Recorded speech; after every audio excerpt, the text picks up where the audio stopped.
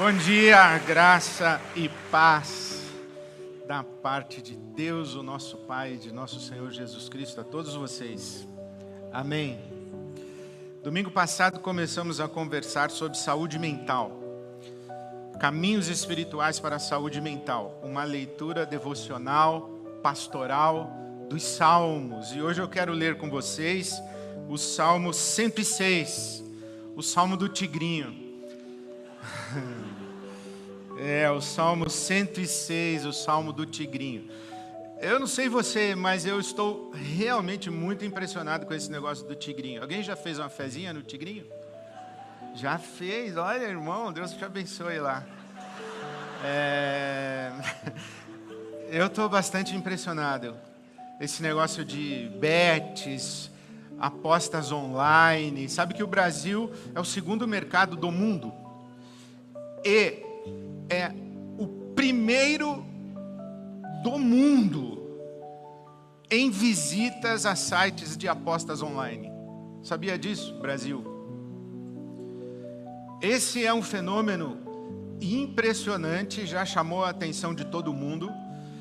Os bancos já ficaram preocupados, porque se os bancos já ficaram preocupados que não está indo dinheiro para o banco, é porque o negócio está realmente grave. Os estudiosos dos movimentos da economia na sociedade estão dizendo do hiperendividamento das famílias. Isso faz com que cresça a inadimplência, as pessoas param de honrar os seus compromissos, pagar as suas contas. E quando fala de parar de pagar as contas, é claro, tem o empréstimo bancário, tem os créditos bancários. Aliás, isso encarece o crédito, inclusive, para quem não joga no tal do negócio. Mas é pagar conta de luz. Tem já estudos que mostram que houve queda no consumo no varejo. E testemunhos que se multiplicam, tanto nos consultórios de psicólogos, terapeutas e psiquiatras e tudo mais, mas também nos escritórios de advogados, dizendo que o número de divórcios aumentou por causa dessa maldição de aposta online. Você acredita nisso? Vai que isso está pegando você pelo pé. Isso é uma assombração, isso te pega de noite.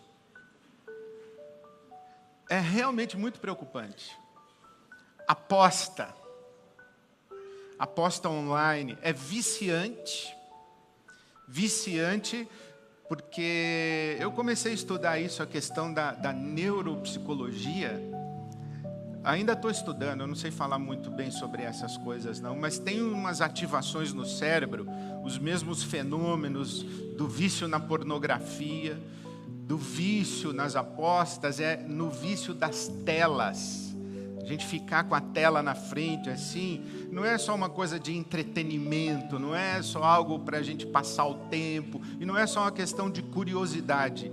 Esse fenômeno da interação com a tela afeta alguma coisa aqui na nossa cabeça, no nosso cérebro, na nossa química cerebral, desperta algumas coisas que isso vicia.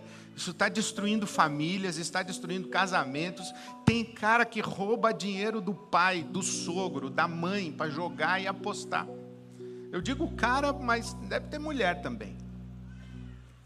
Então, esse negócio é muito preocupante. E eu fiquei pensando nisso. Aqui tem o Salmo do Tigrinho. Porque o Salmo 106 é uma história surreal. A gente só acredita porque está na Bíblia, evidentemente. Mas é uma história que o Salmo 106 conta a história da saída do povo de Israel do Egito, ali 420 anos de escravidão, e Deus tira o povo de Israel do Egito rumo à terra de Canaã. Diz a palavra de Deus que Deus, com sua forte mão, conduziu o povo de Israel da saída do Egito pelo deserto até a terra de Canaã, usando as mãos de Moisés. Então, por Moisés, Deus conduz o povo. Vem aqui no Egito, você conhece essa história das 10 pragas. as manifestações do poder de Deus, até a última praga, a morte dos primogênitos, quando se estabelece a celebração cerimonial da Páscoa. Então tem essa manifestação maravilhosa dos grandes feitos poderosos de Deus aqui no Egito. Tira o povo, guia o povo pelo deserto, de dia com uma coluna e uma nuvem, mas à noite com uma coluna de fogo, guiando o povo. Concede ao povo água no deserto, alimento que é o maná no deserto. Eles andam pelo deserto, mas as suas roupas não são consumidas, não envelhecem. As suas sandálias não envelhecem, não se desgastam. Então há uma manifestação muito poderosa de Deus na vida desse povo. Entretanto, o Salmo 106 vai contar como é que o povo de Deus reage a esse Deus na sua travessia, saindo da escravidão do Egito para a terra de Canaã. Então veja aí o Salmo 106, o que diz a sua Bíblia, versículo 6. Pecamos como nossos antepassados, fizemos o mal e fomos rebeldes. No Egito, versículo 7 do Salmo 106. No Egito. Então, lá no Egito, os nossos antepassados não deram atenção às tuas maravilhas, não se lembraram das muitas manifestações do teu amor leal e rebelaram-se junto ao mar vermelho. Ora, quando o povo está saindo do Egito e chega no mar vermelho, diante do mar vermelho, o povo já começa a reclamar com Moisés, dizendo assim: foi para isso que você nos tirou do Egito, para a gente morrer aqui agora? Olha o exército egípcio vindo atrás da gente. Então, já no primeiro momento, eles começam a murmurar e começam a reclamar. Deus manifesta o seu poder, mas aí quando eles saem, chegam diante do mar vermelho, já começam a murmurar e já começam a reclamar, dizendo assim: era melhor nem ter saído de lá. Então, lá no Egito, diante do mar. Versículo de número 13. Se esqueceram do que Deus tinha feito, não esperaram para saber o seu plano, dominados pela gula no deserto. Agora eles já atravessaram o mar vermelho, agora estão no deserto. Dominados pela gula no deserto, puseram Deus à prova nas regiões áridas. Versículo 16. Tiveram inveja de Moisés e de Arão no acampamento. Então agora eles estão acampados no deserto, estão alimentados, tem água, tem alimento, tem o cuidado de Deus, tem a nuvem. Os caras vão para o deserto e Deus providencia uma sombra. Então, eles estão à sombra, com água, com alimento, atravessando rumo à terra prometida, mas no deserto, no acampamento, eles ficaram tomados de gula e inveja. Versículo 19. Em Horebe, fizeram um bezerro e adoraram um ídolo. É rir para não chorar, né, irmãos? É tragicômica, essa história aqui é tragicômica. Em Horebe, fizeram um bezerro, adoraram um ídolo de metal, trocaram a glória deles pela imagem de um boi que come capim. Esqueceram-se de Deus, o seu Salvador, que fizera coisas grandiosas no Egito, maravilhas na terra de Cã e feitos temíveis junto ao mar vermelho. Versículo 24.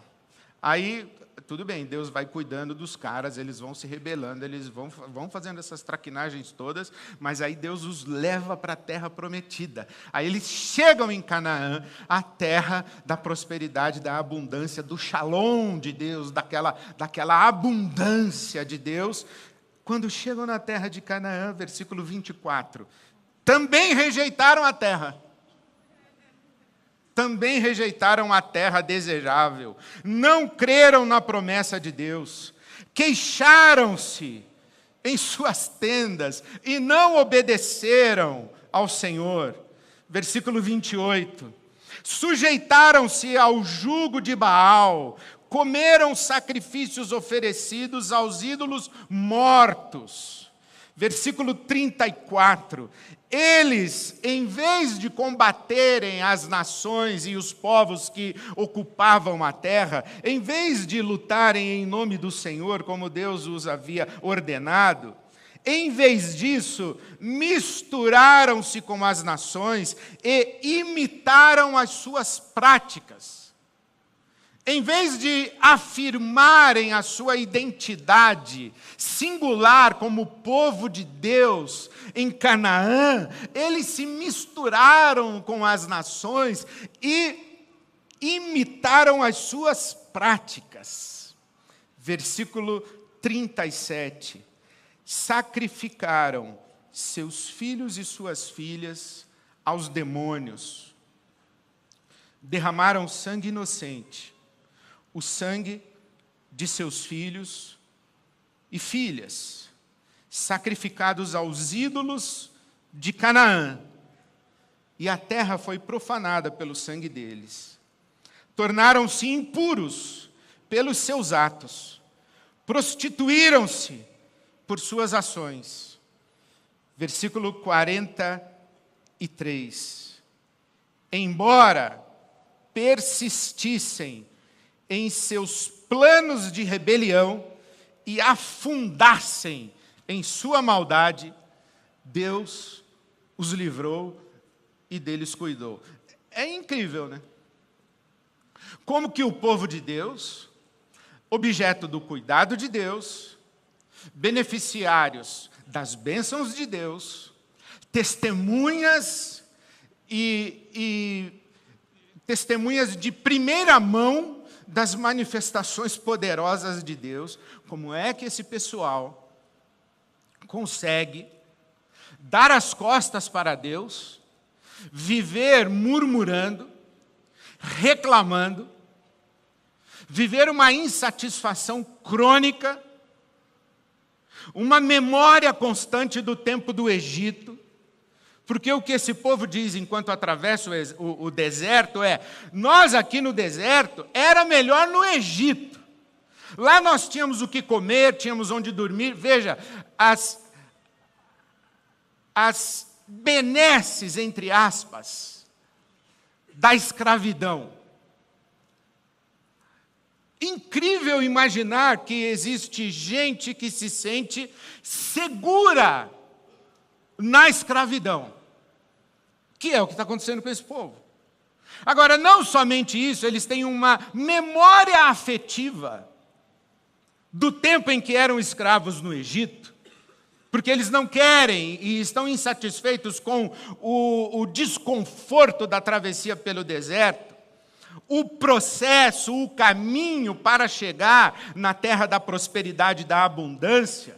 Esse povo, então, tem um incômodo, uma angústia, um desconforto, mas ele também tem uma insatisfação e tem inveja e gula. Anota aí. Eu quero mais. E eu fico de olho em quem tem e eu não tenho. Inveja e gula. Insatisfação. Esquecem-se das promessas de Deus, não têm paciência para aguardar o cumprimento dos planos de Deus ou dos processos de Deus e escolhem um atalho. Qual atalho? Os ídolos. Se Deus não me dá e se Deus demora, e se Deus me dá de um jeito que me é desconfortável, e se Deus tem um processo com o qual eu não concordo, eu acesso um ídolo. Olha, será que você consegue perceber, ou será que eu estou pensando corretamente, que tem um mecanismo aqui, que é desconforto, insatisfação, desejo de algo mais, descrença na possibilidade de acesso ao algo mais pelo caminho natural, entre o natural, inclusive entre aspas, porque é um natural conduzido por Deus, com a forte mão de Deus. Então tem um desconforto, uma insatisfação, um desejo, eu quero mais, eu quero mais, eu quero mais. O que eu quero mais não está chegando, então eu desenvolvo caminhos alternativos para chegar onde eu quero chegar. Esse caminhos alternativos aí chama-se ídolos, idolatria. O que é idolatria? É você substituir Deus por alguma coisa que não é Deus. Mas não é assim que você gosta muito, não. Você passa a depender daquilo. Você põe a sua confiança naquilo, você põe a sua esperança naquilo. Você acredita que é aquilo que vai trazer solução para a sua vida, é aquilo que vai trazer satisfação para o seu desejo, é aquilo que vai resolver a sua infelicidade, é aquilo que vai resolver a sua necessidade crônica. É aquilo que? O ídolo. E é claro, as idolatrias hoje elas são um pouco mais sofisticadas. Tem muita gente que faz atalho para a riqueza, para o sucesso, para a prosperidade. A gente sabe disso, que faz atalho pelo crime. É bandidagem mesmo, é corrupção, é entrar no esquema, no sistema, é se valer de caminhos ilícitos, enfim, é virar criminoso, virar bandido e criminoso. O bandido mesmo, que assalta, que não tem dinheiro, ganha um salário de miséria, não consegue nem viver, quanto mais comprar um celular, um tablet, um tênis. Então ele assalta mesmo. Já que eu não vou conseguir trabalhando, eu assalto mesmo. Eu roubo. É crime. Mas a justificativa é, tem alguma coisa ali que eu desejo, está ao alcance das mãos, mas não das minhas mãos. Ele tem o tênis, ela tem o tablet, ele tem a casa, ele tem o carro, eu não tenho. Eu vou dar um jeito de ter. Se não é pelo caminho correto, é pelo caminho ilícito, mas eu vou ter. Então a gente sabe disso. Agora tem uma sutileza maior. O que eu estou muito impressionado, inclusive estou impressionado com esse fenômeno Pablo Marçal, estou impressionado com a cultura coaching, estou impressionado com o púlpito de teologia coaching, estou impressionado com esse negócio de, olha, se você se esforçar bem, se dedicar muito, com a mentalidade certa, você chega lá. Truque, gente, é mágica. Não funciona assim. Responsabilizar o indivíduo pelo seu sucesso e a sua prosperidade, desconsiderando todo o contexto social, econômico, toda a desigualdade das estruturas da nossa sociedade, todas as dificuldades de acesso a terminar o primeiro grau, a chegar no fim do segundo grau, a fazer uma faculdade, que imagina lá fazer um mestrado e um doutorado. Tanta dificuldade no Brasil para fazer esse caminho, e pior, o sujeito faz a bendita faculdade, faz o mestrado, faz o doutorado e dirige Uber. Porque toda a qualificação profissional dele não foi suficiente para ele colocar-se no mercado. Não tem emprego. Não tem oportunidade justa nesse país. Aí vem um sujeito dizer para mim que se eu trabalhar bastante com a mentalidade certa, eu chego lá. É desconsiderar a complexidade do que a gente está vivendo. Aí vem um sujeito dizer para mim que se ele vier na corrente da minha igreja, ou quer dizer, ele diz para mim, né, eu vou na igreja dele. Se eu for na corrente da igreja dele, se eu estiver debaixo da cobertura espiritual certa, se eu estiver debaixo da palavra de ordem certa, eu vou liberar para você uma palavra agora, meu irmão, minha irmã. Olha, eu sou poderoso, hein? Pega aí.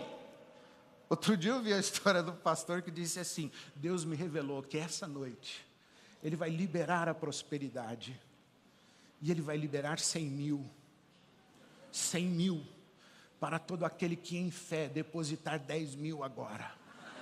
Ah, gente, é muito. É muito. Isso acontece na igreja. Mas é compreensível. Estudando, trabalhando, eu não chego lá. Eu mal e mal pago a minha conta. E se o pastor liberar uma palavra para mim, me garantir que eu vou chegar, eu estou dentro. Esse jogo religioso é muito semelhante à aposta. Aposta 10 mil agora que você colhe 100 mil. É aposta. Isso é tigrinho gospel. É bet. Daqui a pouco já tem bet em tudo que é camisa de time de futebol, já tem influencer, já tem artista, já tem jogador de futebol fazendo propaganda de aposta, e tem aposta para tudo. Para gol de cabeça, gol de mão, falta, lateral, tem aposta para tudo. Daqui a pouco vai aparecer pastor com camisa de bet, church bet. Devia ter já, porque já acontece esse negócio. O que é isso? É mágica. Isso é uma forma de idolatria. É esquecer-se dos caminhos. Mas por que a gente faz isso agora? Tem uma informação muito sutil aqui nesse salmo, que eu pulei de propósito, muito sutil nesse salmo, que eu vou dar para você. Versículo 15, você já leu esse versículo 15 aí do Salmo 106? Puseram Deus à prova. E diz o versículo 15 que Deus deu-lhes o que pediram, mas mandou sobre eles uma doença terrível. Há uma outra tradução da Revista Atualizada, Almeida Revista, essa aqui é a NVI, Nova Versão Internacional.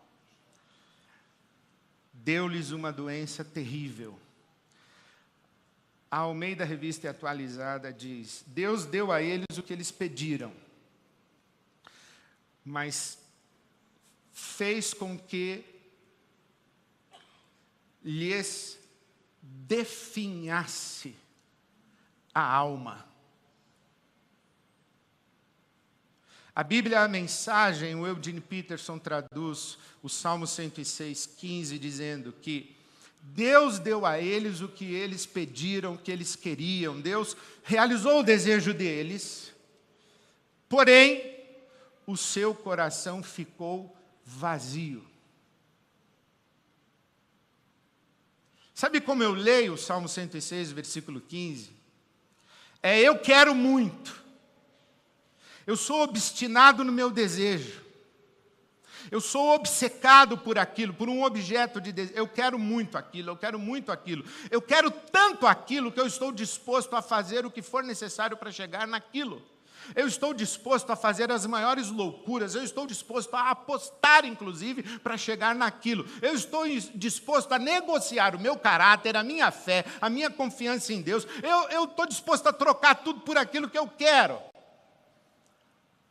Aí, eu leio esse versículo aqui do Salmo 106, 15, como se Deus dissesse: Ed, você quer tanto esse negócio? Tá, então vai, pega, pode pegar. Vai. Aí eu pego. E o meu coração, tendo o objeto do meu desejo, não experimenta satisfação, realização, contentamento, gratidão. Não desfruta. Porque o meu coração fica vazio. Vazio. Ídolo não entrega o que promete. Ídolo é vazio. Você diz assim: pastor, agora você vem com esse papo, com esse discurso moralista, legalista, vem botar medo na gente, do tipo, não sai do caminho, senão o lobo mau vai te pegar. Não é isso que eu estou falando. Eu estou falando aquilo que a Bíblia Sagrada diz para nós. Aquilo que não vem à nossa vida com a bênção de Deus, pelo caminho de Deus, não nos satisfaz. Custa caro demais, implica perdas e deixa a gente com um gosto amargo na boca de culpa, de vergonha. de remorso, de como eu fui tão idiota que eu dei esse dinheiro na mão desse pastor. Já passou por isso, meu irmão, minha irmã? Como eu fui tão idiota que eu apostei. Como eu fui tão idiota de vender meu carro para apostar. O que não vem pelo caminho lícito e que não vem com a bênção de Deus, não só nos deixa vazios no coração e na alma, mas leva embora dinheiro, casa, carreira, trabalho, mulher, marido, filho, relação familiar, leva embora tudo. É bomba de tempo. Já leu Provérbios 10, 22? Você que gosta de sublinhar sua Bíblia, sublinha esse. Provérbios 10, 22 diz assim: a bênção do Senhor traz prosperidade e não acrescenta dores. Gente, prosperar no mundo é fácil. É fácil. O que é difícil é prosperar sem dores. O que é difícil é prosperar sem efeito colateral, sem dano colateral, sem sequela, sem sacrifício de valores que deveriam ser inegociáveis. Isso aí é difícil. A bênção do Senhor traz prosperidade, mas uma prosperidade que não vem com dores, com prejuízos. Lembra que ídolo é vazio, que não me entrega o que promete? Só que o Salmo diz mais. Eles sacrificam, olha, os caras sacrificaram filhos e filhas. Sacrificaram filhos e filhas. Pensa, vamos fazer um exercício de absurdo? Que tem um sujeito feiticeiro aqui e diz para você: você quer muito essa casa, você quer muito esse lugar, essa posição, você quer muito êxito na sua carreira. Então, essa noite nós vamos fazer um ritual. E se você trouxer o seu filho e sacrificar aqui a vida do seu filho, você alcança tudo o que o seu coração está desejando. Alguém aqui imaginaria fazer uma barbaridade dessa? Jamais! Mas eles fizeram. Da mesma forma que o sujeito, ele perde casa, ele perde carro, ele perde família, ele perde o emprego, ele perde a reputação, ele perde o caráter, ele perde a liberdade, porque ele está apostando tudo que ele vai conseguir chegar lá. E eu não estou falando só das bets e das apostas online, eu estou falando nos sistemas de amarração da nossa psique. Ou da nossa psique, porque o judeu trata, a Bíblia Sagrada, a cultura hebraica trata os nossos apetites aqui, ó, é do ventre. É aqui. A gente tem tanto apetite que a gente está disposto a sacrificar tudo, colocar tudo a perder. E a gente ainda tem uma ilusão e uma fantasia que a gente vai conseguir o melhor de todos os mundos. Eu consigo isso aqui que eu quero e eu sei que eu não deveria pegar, e eu vou conseguir manter isso aqui, que é tudo que eu conquistei até hoje, é a minha família bonita, é o meu caráter, a minha reputação, a imagem pública que eu tenho, enquanto eu tenho uma vida dupla, colocando tudo em risco aqui. A gente vai alimentando essas fantasias. E a Bíblia vai dizer que os ídolos não são somente vazios, e eles não são apenas ilusões, eles são demônios. E por que demônios? O que é um demônio? O demônio é aquilo que subtrai o nosso juízo, é aquilo que rouba a nossa autonomia, é aquilo que rouba a nossa capacidade de controlar a nossa própria vida e da gente ser protagonista da nossa própria história. Agora eu estou na mão de um credor, agora eu estou na mão de um banco, agora eu estou na mão de um apóstolo, eu estou na mão de um pastor, eu estou na mão de alguém. Mas eu não sou mais eu não cuido mais da minha vida, eu não decido mais. Por quê? Porque eu estou endividado, eu estou cheio de medo, eu estou cheio de culpa, a minha saúde mental foi para o espaço. Por quê? Por isso aqui, é o Salmo 106. A gente pensa que o Salmo 106 é um texto que fala de uma história que aconteceu 4.000 anos, 5.000 anos atrás. Não, está acontecendo essa semana. Essa é a Bíblia. Fala de hoje. Fala das nossas entranhas. Fala daquilo que nos move. Então eu quero ler para você Paulo a Timóteo, capítulo 6 da primeira carta. De fato, a piedade com contentamento é grande fonte de lucro, pois nada trouxemos para este mundo e nada dele podemos levar. Por isso, tendo o que comer e com que vestir, nos estejamos com isso satisfeitos. Os que querem ficar ricos caem em tentação, em armadilhas e em muitos desejos descontrolados e nocivos que levam os homens e as mulheres a mergulharem na ruína e na destruição, pois o amor ao dinheiro é a raiz de todos os males. Algumas pessoas, por cobiçarem o dinheiro, desviaram-se da fé e se atormentaram com muitos sofrimentos. Versículo 17 de Timóteo, capítulo 6. Ordene aos que são ricos no presente mundo que não sejam arrogantes, nem ponham sua esperança na incerteza da riqueza, mas em Deus, que de tudo nos provê ricamente para a nossa satisfação. Satisfação, Deus nos provê ricamente para a nossa satisfação. Ordene-lhes que pratiquem o bem, sejam ricos em boas obras, generosos a ponto e prontos a repartir. Dessa forma, eles acumularão um tesouro para si mesmos, um firme fundamento na era que há de vir, e assim alcançarão a verdadeira vida. Gente, nós somos crentes, né? Nós somos pessoas que acessaram uma dimensão da existência humana que o pessoal da barriga e do ventre, dos apetites, não consegue acessar. Nós acessamos esse lugar que nós chamamos de espiritualidade. Nós somos o povo espiritual. Nós não somos o povo carnal, nós somos o povo espiritual. Nós somos um povo que, em tese, valoriza muito mais as coisas que o dinheiro não pode comprar. É isso. E a gente não pode organizar a nossa vida com foco nas coisas que o dinheiro pode comprar. E a gente não pode ser infelicitado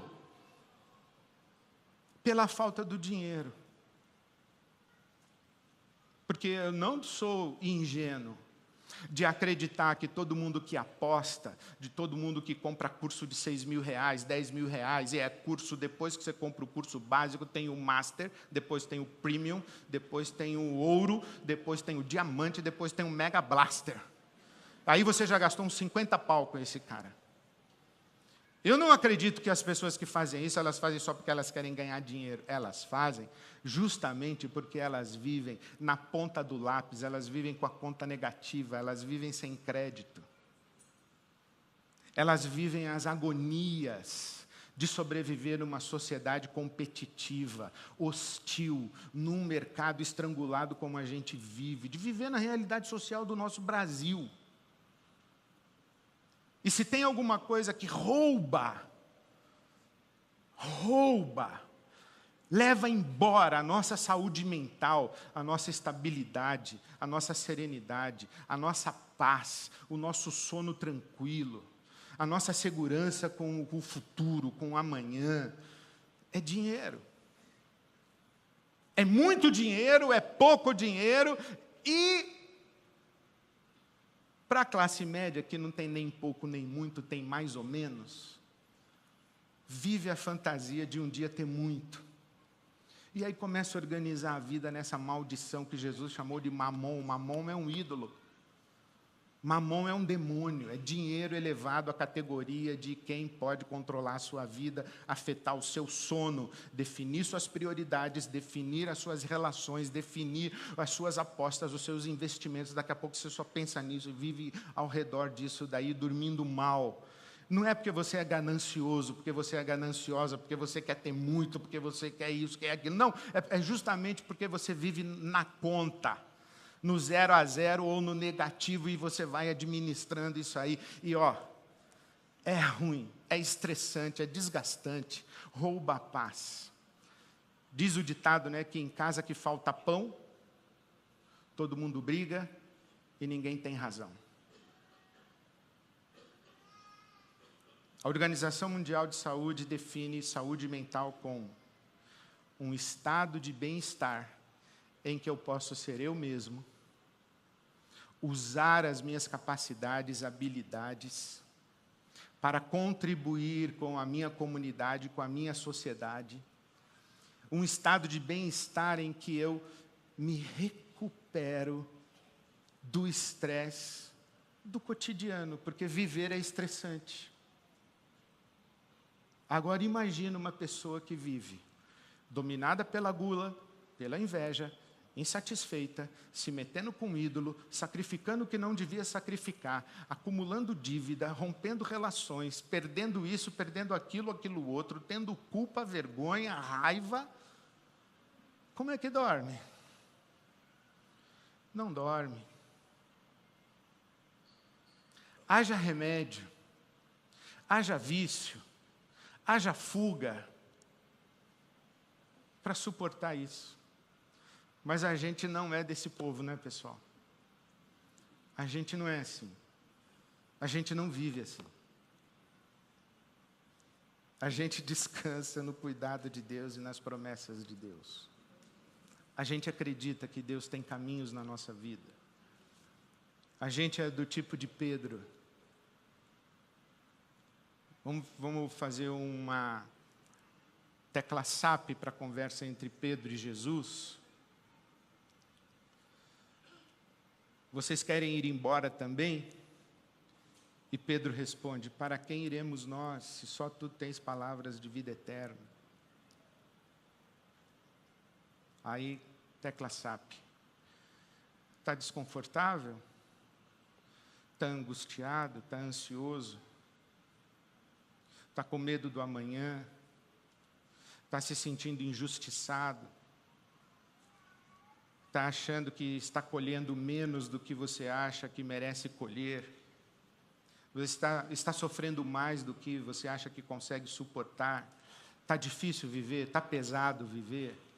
Está com a vida desorganizada? Está com a vida embaraçada? Está com as suas contas de ponta cabeça? Está sobrando mês e faltando dinheiro? Quer correr atrás de um ídolo? Quer se meter na confusão das betes? Quer se meter na confusão das religiões feiticeiras? Quer se meter em negócios ilícitos? Quer encontrar atalhos? Aí a gente diz: não, Senhor. Só tu tens palavras de vida eterna. Está difícil sim, Senhor. Está difícil. O deserto aqui está complicado. O deserto está complicado. E esse maná aí, todo dia comendo maná, não dá nem para dar uma variada aí, Senhor. É maná todo dia. Está complicado. Mas a gente não vai correr atrás dos ídolos e nem sacrificar filho e filha. A gente vai descansar no Senhor. Então eu queria que nós cantássemos juntos uma declaração de fé. E eu queria orar por você. Hoje vai ser brabo, hein? Porque é uma libertação zona, assim. Uma libertação. Mas não é mágico. Porque se você vier aqui na frente, você vai dizer assim, eu estou diante de Deus tomando uma decisão. Não é assim que você vem, está com a vida embaraçada financeiramente, está na angústia, está no vício, está no remédio, está na bete, está na bad. Aí você vem aqui, eu faço uma oração, fica maravilhoso. Eu gostaria que fosse assim, eu gostaria de ter esse poder, gente. Mas eu não acredito nisso. Mas eu acredito sim, que quando a gente toma uma decisão e diz assim, ó, minha vida está complicada, está embaraçada, está de ponta cabeça, eu perdi o controle, eu vou decidir hoje retomar o controle da minha vida. E eu vou fazer isso diante de Deus, e eu vou contar com a bênção e a graça de Deus na minha vida. Amém. Porque a forte mão de Deus é que guarda os meus dias e que me guia para o futuro. A minha alma teme o amanhã, mas eu sei que na forte mão de Deus eu encontro um caminho de vida. Amém. Então, se você quiser tomar uma decisão hoje de colocar sua vida em ordem, reassumir o controle da sua vida diante de Deus e na dependência de Deus e da graça, da bondade, do favor, das promessas de Deus, então, enquanto a gente canta, pode sair do seu lugar e vir para cá. Vamos ficar todo mundo em pé. E eu queria ter a alegria de orar com muita gente que diz, eu estou pegando a minha vida de volta. Eu estou pegando a minha vida de volta. Eu estou tomando uma decisão para pegar a minha vida de volta. Em nome de Jesus. Em nome de Jesus. Pode sair do seu lugar. Vem para cá, nós vamos orar juntos. Vamos cantar a nossa fé. Vamos declarar a nossa fé. Minha alma teme o amanhã, e o coração não vê teu cuidado. Se eu não consigo ouvir a tua voz, ainda assim confiarei.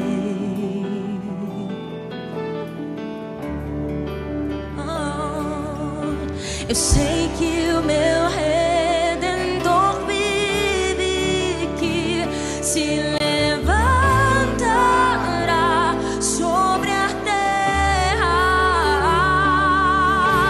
A tua bondade transbordará meus desertos com misericórdia.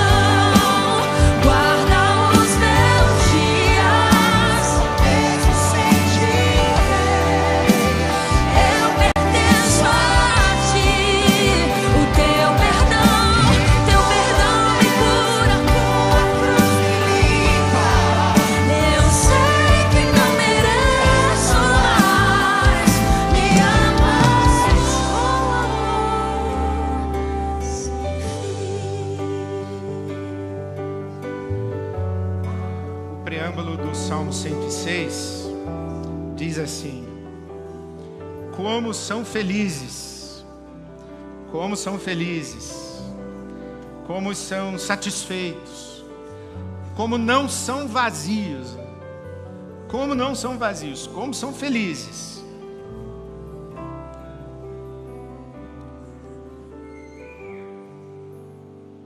os que perseveram na retidão e que sempre praticam a justiça. Lembra-te de mim, Senhor, quando tratares com bondade o teu povo. Deus não trata o seu povo de modo diferente, Ele só trata com bondade, é sempre com bondade. Lembra-te de mim, trata-me com a tua bondade. Vem em meu auxílio quando salvares o teu povo, para que eu possa testemunhar o bem-estar dos teus escolhidos, para que eu possa testemunhar o bem-estar dos teus escolhidos e alegrar-me com a alegria que só o teu povo tem, e louvar-te junto com o teu povo, que é a tua herança. Bem-aventurança, bem-estar, alegria, louvor, experiência com a bondade de Deus, salvação e libertação. É isso que esperamos em Deus. Obrigado, Senhor, pela tua palavra que vem a nós nessa manhã. Obrigado, Senhor, pela tua palavra. É nela que colocamos os nossos pés e a partir dela é que fazemos a nossa oração. E juntos, como teu povo e tua herança, teus filhos e filhas, como igreja tua, nós clamamos por aqueles entre nós que tomam hoje uma decisão na tua presença de retomarem o controle das suas vidas. Aqueles que carecem de libertação, de salvação, de restauração, de fortalecimento, de empoderamento, para tomarem decisões, honrarem decisões. Sustenta, Senhor, os nossos irmãos e irmãs no seu caminho de refazer a vida. Abre portas, dá novas oportunidades, derrama sobre eles o teu maná, esse pão que cai do céu, a provisão que nós esperamos vindo das tuas mãos, para o nosso bem, a nossa satisfação, e para que sejamos ricos em boas obras. Aqueles que te buscam hoje, Senhor, repousa sobre eles a tua mão. Leva-os em paz, com nova esperança e com essa alegria que a tua palavra diz para nós que existe. Nós sabemos porque nós a experimentamos tantas vezes. Leva-nos em paz com essa alegria, Senhor. Sustentados, guardados, seguros na tua forte mão, na tua forte mão. Perdoa, Senhor, aqueles que foram para descaminhos e hoje dizem que querem voltar. Concede-lhes o teu perdão, tira de sobre eles o peso da vergonha e da culpa, dá-lhes a liberdade para que refaçam a vida, recomecem de novo, porque hoje, Senhor, sabemos as tuas misericórdias se renovaram sobre nós. Então dá-lhes a experiência da tua graça, que eles experimentem o que é ser tratado e cuidado pela tua bondade, pelo teu amor, pela tua fidelidade. Obrigado, Senhor. É na tua forte mão que estamos presos e segurados por ela. Vamos para o amanhã, para viver a vida abundante que Jesus nos dá, para a glória do teu nome e para o nosso bem. Assim saímos em fé em Cristo Jesus, nosso Senhor. Amém.